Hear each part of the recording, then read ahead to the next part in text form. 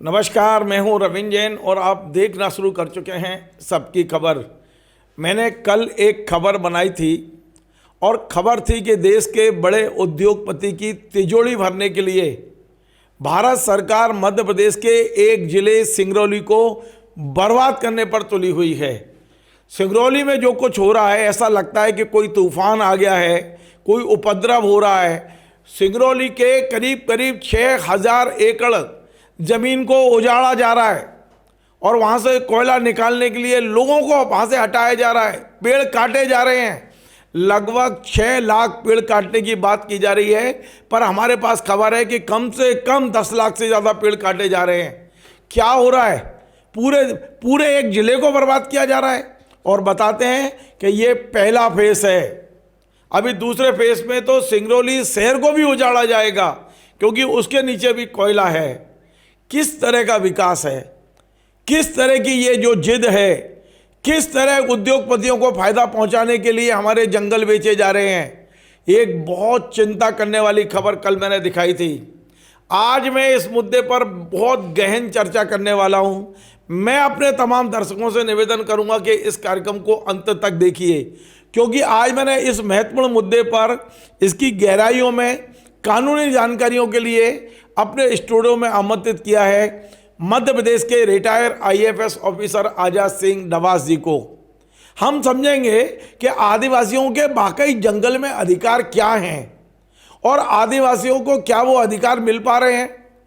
जिस तरह से ये जंगल से आदिवासियों को खदेड़ने की तैयारी है, जिस तरह से पूरा जंगल काटा जा रहा है, क्या ये नियम में है?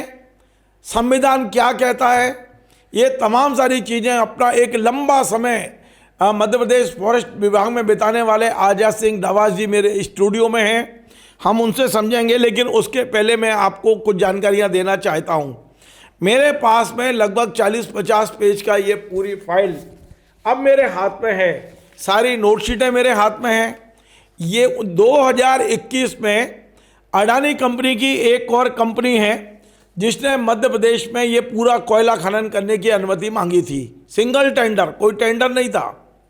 और 2023 तक ये फाइल रेंगती रही।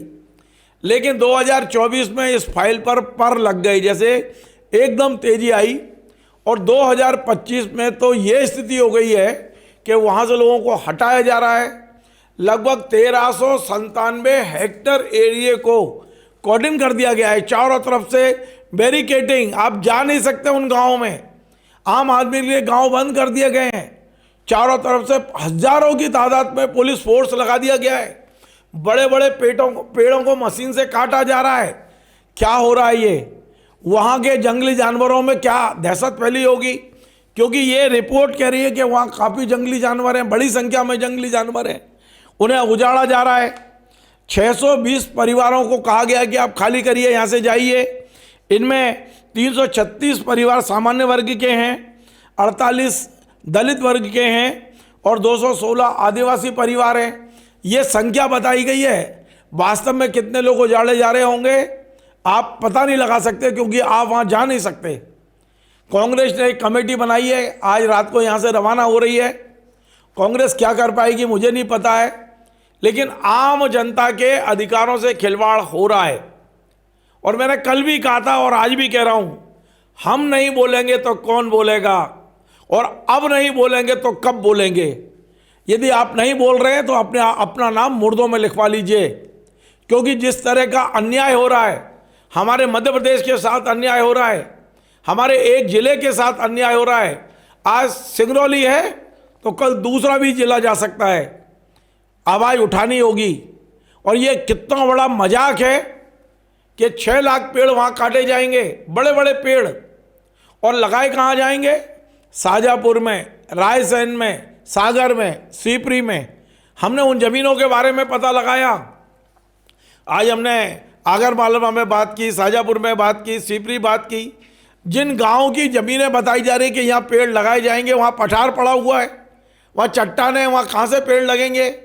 आप हरे भरे प्राकृतिक जंगल को काट के कृत्रिम जंगल लगाने की बात कर रहे हैं। कितना बड़ा मजाक है। मैं बहुत लंबी भूमिका बना सकता हूं, लेकिन क्योंकि मैं चाहता हूं कि इसकी कानूनी पेचीदगियों को हम समझें और क्या वाकई ये यदि आज विरोध नहीं होगा तो क्या वाकई ये उद्योगपति हमारा सब कुछ खा जाएंगे? इनकी तिजोरियां भरने के लिए हमारी सांसों का सौदा कर लिया गया है।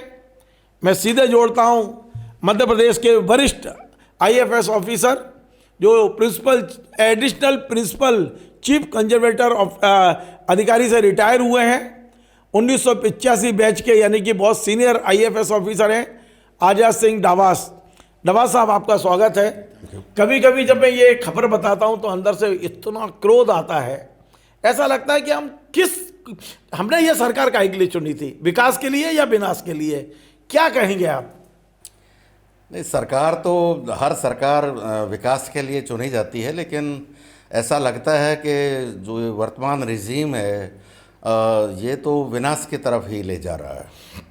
सिंगरौली का जिस प्रकरण जिसको आपने इतने विस्तार से बताया, ये दर्शाता है कि किस कदर जो है वो पर्यावरण को बर्बाद करने पे केंद्र की सरकार और राज्य की सरकार दोनों की दोनों तुली हुई है। मैंने भी इस प्रकरण की काफ़ी नोटशीट मैंने खुद पढ़ी है।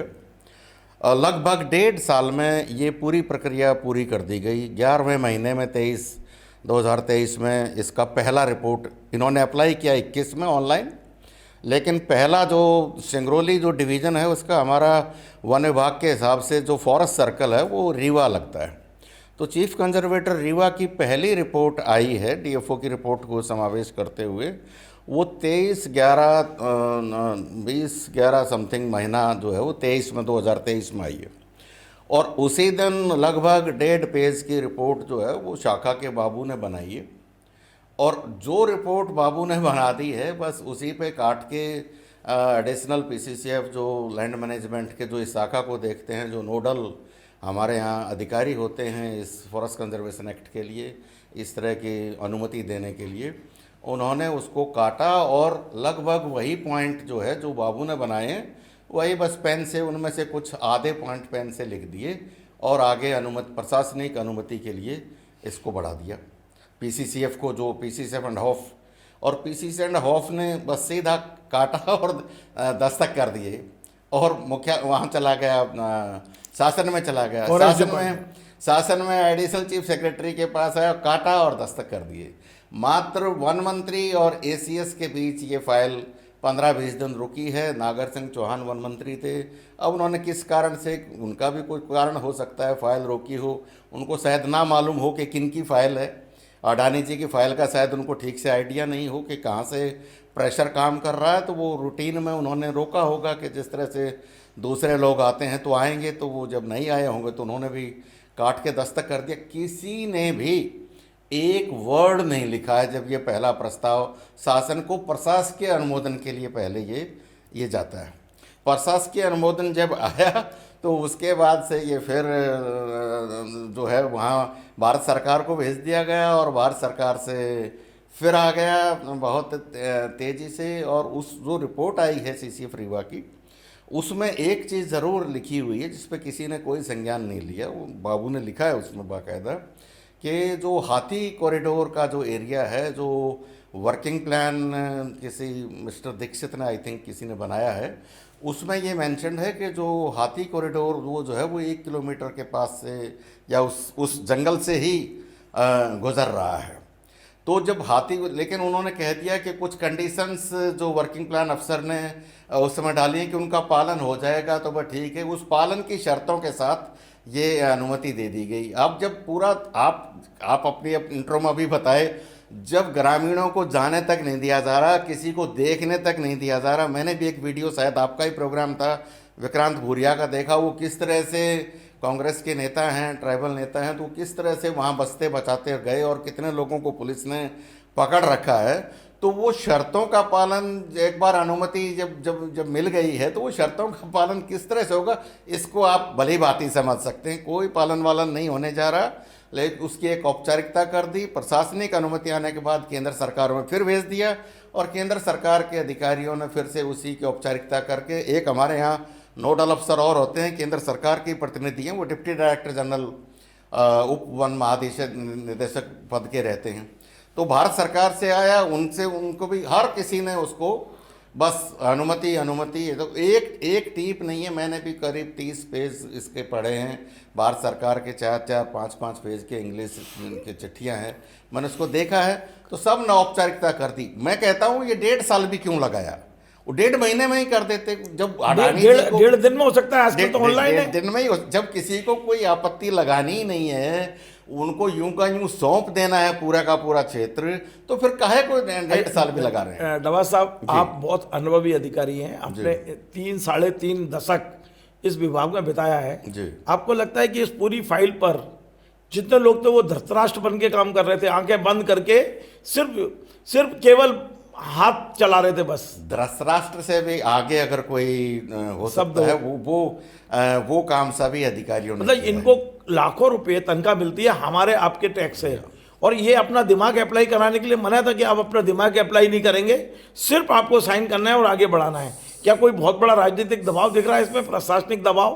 पूरा का पूरा दिख रहा है। सेम डे मूवमेंट है, सेम डे 3-3 अधिकारियों की मूवमेंट है। मतलब किसी को पढ़ने तक का मौका नहीं, अनेक जगह तो समझने का मौका नहीं, मौके पे जाने का मौका नहीं। एक जगह तो ये भी देखा कि मंत्रालय में जब ये फाइल गई तो वो ओएसडी ट्रेनिंग पे थे, तो इंतजार नहीं किया गया ओएसडी के आने का। काटा लिखा है प्रशिक्षण पे, सीधा सेक्रेटरी ने आगे यथा प्रस्तावित बाबू की लाइन पे कर दिया, और सेक्रेटरी भी हमारे अपने दर्शकों को बता दूं, जिस फाइल की बात हमारे डवा साहब कर रहे हैं, ये फाइल मेरे हाथ में है, ये बल्लभ ओन की फाइल है, और पूरी फाइल में ये डवा साहब का कहना है कि हमारे अधिकारी धृतराष्ट्र नहीं, उससे ऊपर यदि कोई शब्द बनता हो वो बन के ही आदेश जारी हुए हैं। सोचिए, एक ऐसे अधिकारी जिन्होंने 3.5 दशक फॉरेस्ट में बिताए हैं, वो ये कह रहे हैं कि ये अंधेर गर्दी है, अंधेर गर्दी हुई है इस पूरी परमिशन में। लेकिन फाइल का पेट भरा गया है, कागजों की पूर्ति की गई है। और अब मैं एक चीज़ और समझता हूँ जी, हमारे संविधान ने जंगल में आदिवासियों को कुछ अधिकार दिए हैं, शायद अनुसूची 5 भी कहलाती है। यदि अनुसूची 5 वाकई लागू है, अनुसूची 5 यदि लागू है, तो क्या किसी आदिवासी को जंगल से बाहर निकाला जा सकता है? और यदि निकाला जा रहा है तो क्या यहाँ पर स्थगित कर दी गई है, यहाँ बैन, इस पूरे इलाके से अनुसूचित 5 को हटा दिया गया, क्या हुआ क्या है? दरअसल जो पंचायती राज एक्सटेंशन टू शेड्यूल्ड एरियाज है, जिसको पेसा एक्ट बोलते हैं, ये 96 का एक्ट है। जैन साहब, आपको मालूम भी होगा, लेकिन मैं फिर भी कहना चाहूँगा, 96 का एक्ट है पेसा का, जिसके तहत जो है वो ट्राइबल्स को अधिकार दिए जाने हैं। उसके नियम 15 नवंबर 2022, आप देख लीजिए, 4 और 22 26 साल बाद तो उसके नियम बन रहे हैं। और जब किसी भी एक्ट के नियम जब तक नहीं बनते हैं तो वो तो लागू होता ही नहीं। कितने चीफ मिनिस्टर 96 के बाद से, दिग्विजय सिंह से लेके और उमा भारती, बाबूलाल गौर, और 17 साल जो है आदिवासियों की हकों की बात करने वाले शिवराज सिंह चौहान रहे। 2023 में चुनाव में जा रहे थे, इसलिए आदिवासी नाराज था, इसलिए बना दिया आपने। इसलिए लेकिन वो नियम लागू हैं क्या? वो नियम का ये है कि ये नियम लागू हैं जो शेड्यूल्ड हमारे ब्लॉक्स हैं, 89 ब्लॉक्स हैं मध्य प्रदेश में, उनमें ये नियम है पेसा एक्ट के तहत कि कोई भी काम होना है गांव में तो ग्राम सभा बैठेगी, और ग्राम सभा अगर वो अनुमति देगी तो उस एरिया में वो काम किया जा सकता है, अन्यथा नहीं। तो इसमें कोई ये मुझे लगता है, ये मुझे ऐसा लगता है कि मैं एकदम से मैं 100% श्योर नहीं हूँ, ये शायद अनुसूचित ब्लॉक, शेड्यूल्ड ब्लॉक नहीं है। और अगर ये है तो फिर ये तो घोर अंधेर गर्दी है, क्योंकि उन गाँव की जो शायद 6 गाँव की ज़मीन है इसमें, मेरे ख्याल में मोटा मोटा, उन गाँव की अगर ग्राम सभा से अनुमति नहीं लेगी। आजकल क्या है, आजकल यही हो रहा है, आजकल यही हो रहा है। वो लोगों को मालूम ही नहीं है कि हमारे अधिकार क्या हैं। और जितने भी नेता बनते हैं वो चाहे किसी भी पार्टी के हों, मैं ये भी कहना चाहूँगा, वो जंगलों के लिए वो वन अधिकार पत्रों की बात तो करते हैं, लेकिन पेसा एक्ट का क्रियान्वयन कितना हो रहा है, और जहाँ पेसा एक्ट लागू नहीं भी है वहाँ भी ट्राइबल क्षेत्रों में किस तरह से चीज़ें हो रही हैं, उस पर कोई ध्यान नहीं है। और गरीब आदिवासियों का लगातार शोषण होता जा रहा है। डवा साहब, एक थोड़ा आपके अनुभव के आधार पर सवाल ये है कि सरकार ने इस फाइल में लिखा है कि 5 लाख 6 लाख जो पेड़ काटे जाएंगे, इन पेड़ों को 4 जिलों में लगाया जाएगा, आगर मालवा, शाजापुर, रायसेन और सागर और सिपरी। और आपका अनुभव क्या है कि इतने जंगल काट के क्या उसकी क्षतिपूर्ति कितने % की है? इसके लिए मैंने सुना है कि 90 करोड़ रुपए कंपनी ने जमा कर दिए हैं। क्या 90 करोड़ रुपए में ऐसा ही जंगल कहीं बनाया जा सकता है जो काटा जा रहा है? ये एक बहुत बड़ा खेल जो है वन विभाग में चल रहा है, पूरे पूरे देश में चल रहा है। जिस कंपनसेटरी एफॉरेस्टेशन कैंपा बोलते हैं उसको यहाँ से प्रदेश की कमेटी, फिर केंद्र की कमेटी, कमेटी आफ्टर कमेटी बनी हुई है, लेकिन उसमें ये एफॉरेस्टेशन का पैसा भी आता है। जैसे आपने कहा 90 करोड़ इसके लिए भी आया है, शायद 98 है, हो सकता है 98 होगा, मुझे ऐसा लगता है। तो लेकिन हो क्या रहा है कैंपा के एफॉरेस्टेशन में? कैंपा के एफॉरेस्टेशन में सिर्फ लूट लूट और लूट हो रही है। मैं कैंपा के भ्रष्टाचार को लेकर पिछले 10 साल से जैन साहब लिख रहा हूँ। एक बार तो मैंने उसको वहाँ भारत सरकार के सचिव को भी लिखा, लिखा ही नहीं। मेरा गांव दिल्ली में आता है, मैं जब भी अपने उधर जाता हूँ अपने परिवार से मिलने और गांव दिल्ली जाता हूँ तो मैं बहुत सारे अधिकारियों से भी मिलता रहता हूँ। मैं उस लेटर को बाई पोस्ट नहीं भेजा, मैं लेके गया and I met secretary environment and forest, ministry of environment and forest में दिल्ली में। और जब मैं उनसे मिला तो उन्होंने कहा कि बताइए। मैंने कहा सर ऐसे ऐसे मैंने ये हमारे यहाँ ये हो रहा है, कैंपा में ये भ्रष्टाचार हो रहा है और कोई प्लांटेशन सब ऐसे ही हो रहे हैं, आधी लूट, कम से कम मैं आपसे कह सकता हूँ कि 50% पैसा उसमें लूटा जा रहा है कैंपा में, इसलिए अधिकारियों के मजे हो रहे हैं। तो उन्होंने क्या कहा? उन्होंने कहा आप हमारा केंद्र सरकार का और राज्य सरकार का झगड़ा करवाना चाहते हो। ये वर्ड थे तत्कालीन सेक्रेटरी के, मेरे पास वो उस समय का सेक्रेटरी का नाम मुझे अभी याद नहीं आ रहा, भारत सरकार के सेक्रेटरी की बात कर रहा हूँ। ये तो हालत है। फिर मुझे मालूम पड़ा कि इसका एक वहाँ CEO होता, चीफ एग्जीक्यूटिव ऑफिसर कैंपा का, वो मालूम पड़ा कि वो मेरा ही बैचमेट है। मैंने उससे फ़ोन पे बात की, मैंने कहा कि हमारे यहाँ ऐसा ऐसा हो रहा है। बोला आप अब रिटायर होकर ये भ्रष्टाचार के मामले उठा रहे हो, आपने सर्विस में कितना किया होगा? आप रहने दो, मतलब क्यों? मैंने कहा मैंने क्या किया है वो तो मेरी ऑटोबायोग्राफी आ रही है, वो बताएगी क्या किया है। लेकिन उसको बनना था झारखंड कैडर का था, उसको बनना था वहाँ PCC एंड ऑफ, तो बैठे हैं, CEO है। और मैं कह रहा हूँ कि हमारे यहाँ इतना भ्रष्टाचार हो रहा है, लेकिन कोई मतलब नहीं, सेक्रेटरी को मतलब नहीं, CEO कैंपा को कोई मतलब नहीं, भारत सरकार के। मैं बता रहा हूँ जाके अपना झारखंड अपना PCCF बने, हॉप बने, रिटायर हो गए, मस्त है।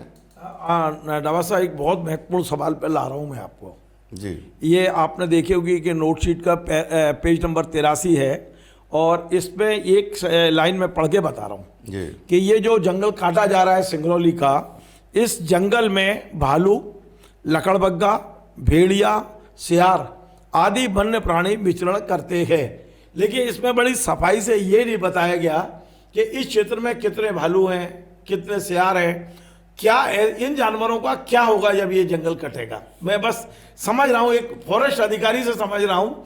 ये एक तो इन्होंने ये छुपा लिया कि कितने भालू, कितने लकड़बग्गा, क्योंकि आज तक गिनती होती है क्षेत्र वाइज पूरा, लेकिन ये छुपाया गया। केवल ये लिख दिया भालू, लकड़बग्गा, भेड़िया, सियार आदि यहाँ करते हैं। आगे ये भी लिखा है कि बाघ रिजर्व इलाका है, हाथी कॉरिडोर है। तो इन जंगली जानवरों का क्या होगा ये जंगल कट गया तो? ये सब गोलमोल रिपोर्ट्स हैं, कोई मतलब नहीं है उनको। उनका मतलब है कि रिपोर्ट्स ऐसी बनाइए तो सीधे सैंक्शन हो। ये सबकी नॉलेज में है कि ये हैं, और जब ये अभी कार्रवाई जैसे ही शुरू हो चुकी है और होगी तो आधे जंगल में दाएं बाएं भाग जाएंगे, आधे मरमरा जाएंगे उसी भाग दौड़ में, आधे जानवर। और जो ये तथाकथित कैंपा के प्लांटेशन बना रहे हैं वहाँ तो जंगली जानवरों का आने का सवाल ही पैदा नहीं होता, पहले तो वो बनते नहीं। और आपने एक चीज़ और देखा होगा इसमें उस एरिया में साल जैसे वृक्ष हैं।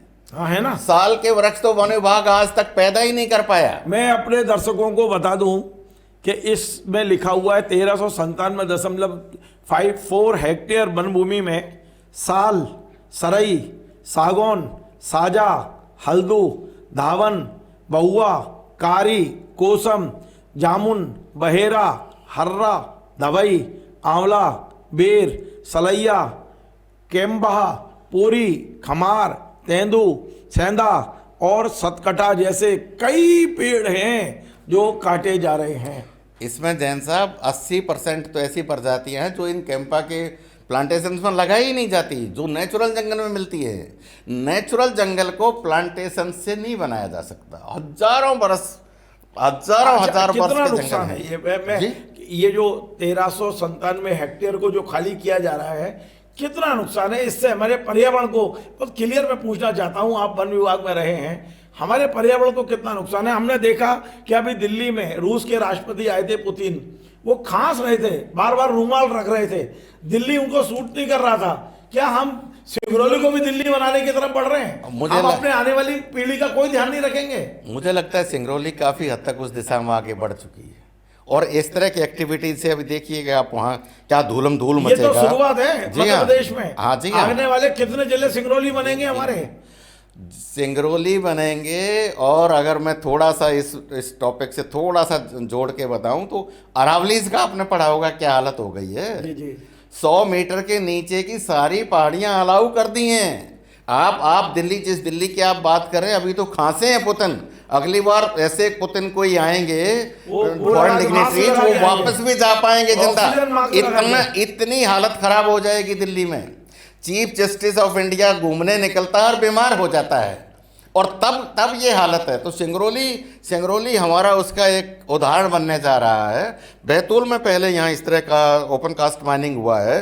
बैतूल में आप देखिए वहाँ क्या हालत उस एरिया में, सारणी एरिया में बनती है, वही सिंगरौली उसका 10 गुना होने जा रहा है। ओपन कास्ट माइनिंग है, ये इतना बड़ा एरिया में है। अब आखिरी सवाल पे ले चलता हूँ जी, फिर हम बैठेंगे इस पे। ये हमारा पहली चर्चा नहीं है जी, आगे हम करेंगे, लेकिन आज का चर्चा का आखिरी सवाल ये है, क्या इस बारे में मान लो कोई संस्था कोर्ट जाती है और जिस तरह का माहौल देश में है, प्रधानमंत्री, अडानी, अमन, तो क्या कोर्ट से कोई राहत मिलने की उम्मीद दिख रही है आपको?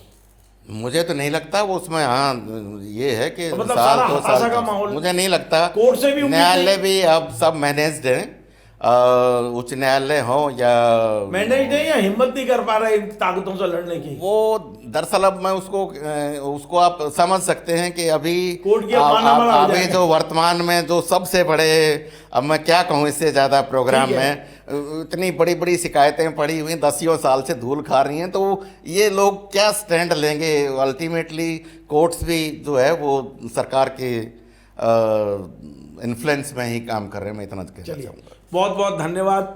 आज हमने मध्य प्रदेश के एक वरिष्ठ फॉरेस्ट अधिकारी, IFS ऑफिसर को बुलाया और बड़ी गहन चर्चा की है। उम्मीद है आप इस पूरे प्रोग्राम को केवल देखेंगे नहीं, वाकई यदि आप चाहते हैं कि आने वाली पीढ़ियां सुरक्षित हों और हम इस लड़ाई को लड़ें, तो आप भी हमारे साथ जुड़िए, इस प्रोग्राम को अधिक से अधिक लोगों तक पहुंचाइए। और जिस तरह से भी आप यदि सुबह मॉर्निंग वॉक पर निकलते हैं तो वहाँ आप चर्चा करिए, लोगों को बताइए। इस समय वाकई हमारे पर्यावरण को बचाने के लिए जन जागरण जरूरी है, और आप जिस स्तर पर कर सकते हैं। यदि मैं पत्रकार हूँ, मेरे पास स्टूडियो, तो मैं इस प्लेटफॉर्म का उपयोग कर रहा हूँ। आपके पास जो प्लेटफॉर्म है आप उसका उपयोग करिए, लेकिन आने वाली पीढ़ी को बचाना है। तो ये जो सत्ता में बैठे हुए दुर्दांत लोग हैं, मैं दुर्दांत लोगों का उपयोग इसलिए कर रहा हूँ शब्द का, क्योंकि हम राजनेताओं के लिए दुर्दांत का उपयोग नहीं करते, क्योंकि इन्हें चिंता नहीं है। ये सिर्फ कहना चाहिए उद्योगपतियों की तिजोरी भरने का काम कर रहे हैं, आम जनता के हितों से बिल्कुल मुंह मोड़ चुके हैं। वाकई इन्हें विवश करना है तो आपको जागना होगा। नमस्कार। Join the next be the best, Bundelkhand का सबसे विशाल और आधुनिक विश्वविद्यालय ज्ञानवीर यूनिवर्सिटी। ये सिर्फ एक यूनिवर्सिटी नहीं, ये है आपके सपनों का लॉन्च पैड। यहाँ मिले आपको smart classrooms, modern campus, updated labs और एक्सपीरियंस्ड फैकल्टी। हर स्टूडेंट को मिलता है कॉन्फिडेंस, ग्रोथ और एक ब्राइट करियर का प्रॉमिस। नए सेशन के लिए एडमिशन ओपन है, तो इंतजार कैसा? आज ही कांटेक्ट कीजिए।